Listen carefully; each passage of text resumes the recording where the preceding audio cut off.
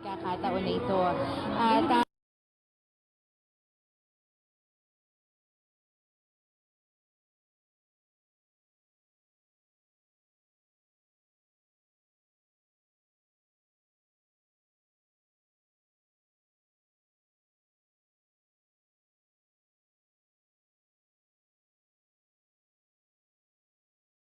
Transfer Certificate of the Balangiga Bells from U.S. Deputy Chief of Mission John Silo, accompanied by Dr. Joseph Felter, U.S. Deputy Assistant Secretary of Defense for South and Southeast Asia, to National Defense Secretary, Secretary Delphine N. Lorenzana, and Department of Foreign Affairs under Secretary Ernesto Abella.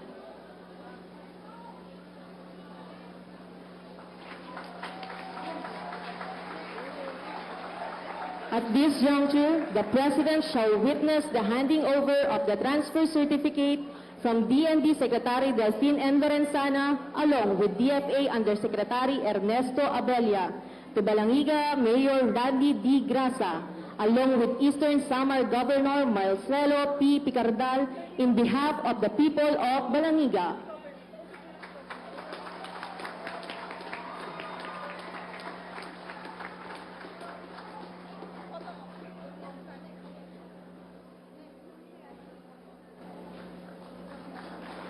Thank you very much, President Rodrigo Roa Duterte, for the efforts of bringing back the Balangiga bells to the people of Balangiga. We are indeed very grateful for this remarkable historical feat.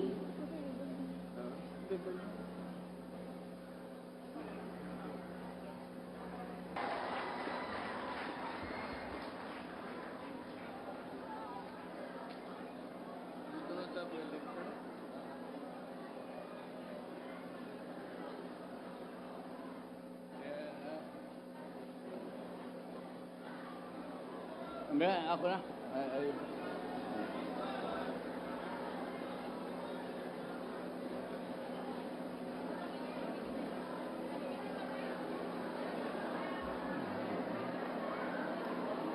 Kindly sit down.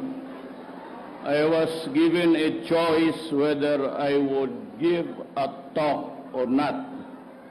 But considering the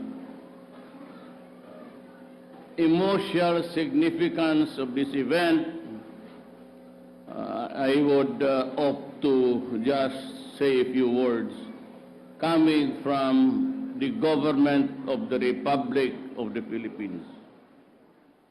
His Excellency Gabriel Cacha, Apostolic Nuncio of the Philippines,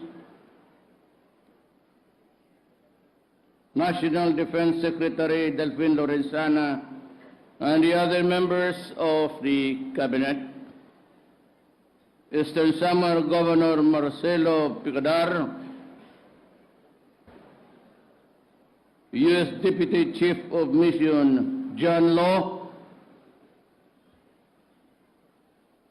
Balangiga Mayor Randy Grasa, Most Reverend Archbishop Romulo Valles, my personal spiritual guidance counselor, the people of the wonderful town of Balangiga, mabuhay kayong lahat.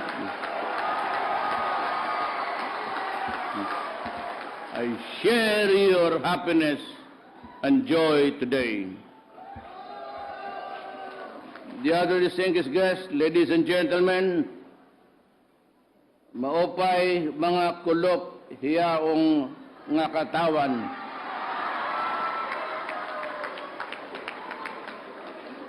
I was born here, but on the other side of the islands, I do not know what dialect you have adopted here. Tig, waray kalipay. Hantod karol, araana ang karipay nato. Today's gathering is indeed a time to be truly sentimental as we welcome back our Balangiga bells. It has been 117 years since these bells were taken away from us. Yet we never lost hope that someday these treasures will be returned to where they belong. We know fully well that several efforts to return the bells have been made by both American and the Philippines. It has been indeed a long and tedious process, to the point that the outcome was disappointing sometimes. But the long wait is over.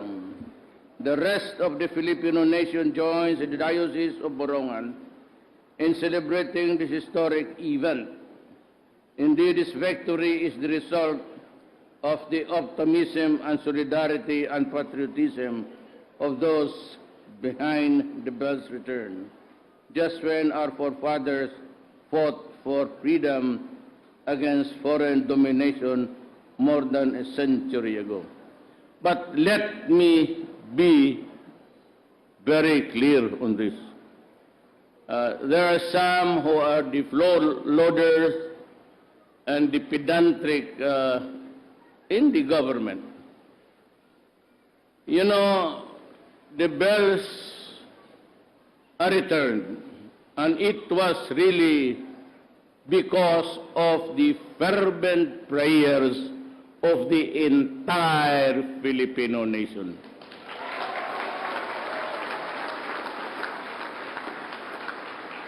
Nobody can claim a singular credit for the generous act of the Americans.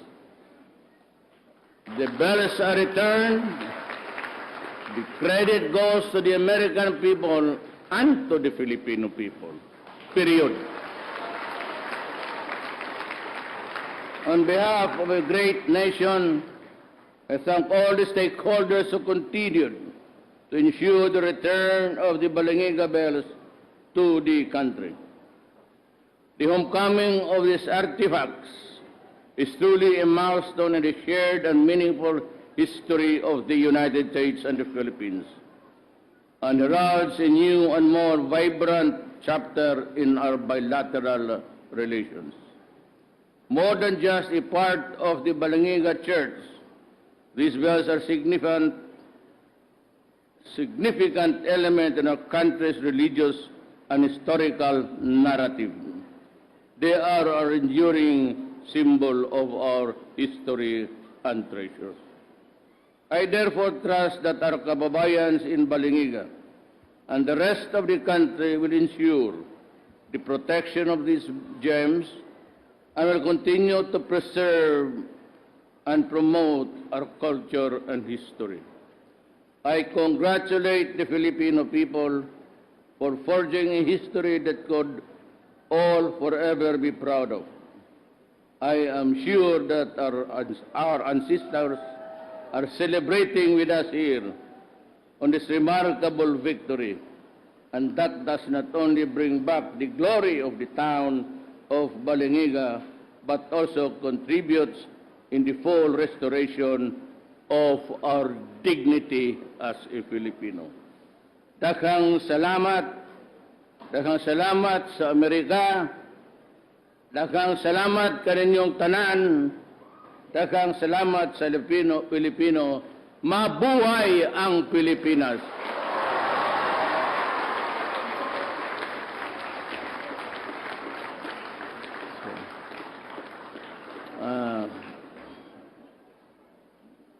So what's next? I carry the bell to the church.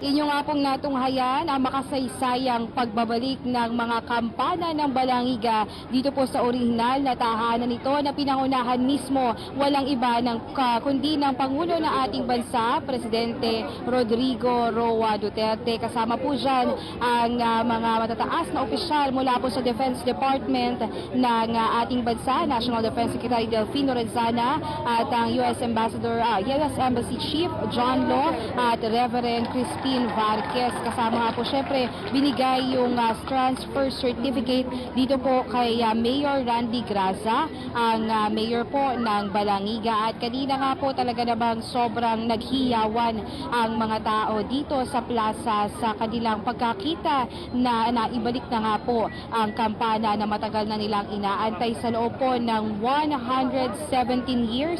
Finally ay nandito na po sa orihinal na tahanan ang mga kampana ng Balangiga. Nagpasalamat po si Pangulong Rodrigo Duterte sa ipinakitang kalooban at kabutihan ng mga taga-Amerika at syempre sa inisyatibo po ng mga residente ng Balangiga at ng buong Pilipino na talaga namang nagkakamayaw nga po dito sa pagbabalik ng kampana ng Balangiga bilang simbolo ng katapangan ng ating mga ninuno na parte na nga po ng kasaysayan. At kanina nga po, bukod sa mga programa ay nagkaroon din po ng mga parada dito po sa paligid ng simbahan ng Balangiga bilang pagdating po ng kampana, bilang pagsalubong po sa pagdating ng kampana. At ito pong mga kampana na ito ay nakatakda pong ilagay dito sa simbahan at mamaya nga po antayin natin yung unang misa ng simbahan na may papatunog na po ang kampana ng Balangiga. At ngayon po, si Pangulong Rodrigo Duterte ay nagpasalamat po doon sa ating mga tao na tumulong po sa pagbabalik nito. At mamaya nga po abangan natin yung misa ng pasasalamat dahil nga po sa kauna-unahang pagkakataon matapos ang 117 years ay nakabalik na po dito sa tahanan niya ang matagal na inaantay na kampana ng Balangiga. At ngayon po nakaabang pa rin po yung mga tao dito nga po at umaasang masilayan nga po itong Pangulo ng bansa na talaga namang ngayon po kung niyo po maririnig ay sila'y nagsisisigaw at nagbubunyi sa pagdating po ng mga kampana dito sa kanilang bayan. At kanina nga po pinasalamatan din mismo ni Pangulong Rodrigo Duterte yung mga residente ng Samar at ng Balangiga sa kanila pong walang tigil na pagsuporta dito po sa mga kilos ginagawa para po maibalik yung kampana sa original po na simbahan nito. Dito nga po yan sa Balangiga Church sa Samar. At matapos nga po ang talumpati ni Pangulong Rodrigo Duterte ay nakaabang pa rin po ang mga tao dito at inaasahan po na magiging emosyonal ang karamihan dito dahil po ito po yung kauna-unahang misa ng pasasalamat matapos po nga maibalik na yung kampana ng Balangiga. At kanina nga po habang pinapakita ni Pangulo yung mga kampana ng Balangiga ay karamihan po sa ating mga residente dito ay talaga naging emosyonal at nakita nga po natin na nagpapahid ng luha at talaga namang nagbubunyi,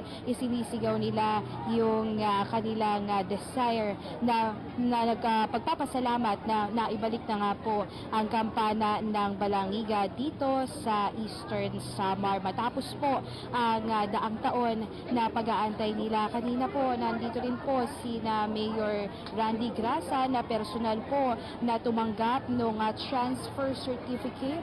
At ito na po yung pagkakataon para maipatunog na po yung kampana ng Balangiga. At ang lahat nga po dito ay nag-aantay kaya karamihan po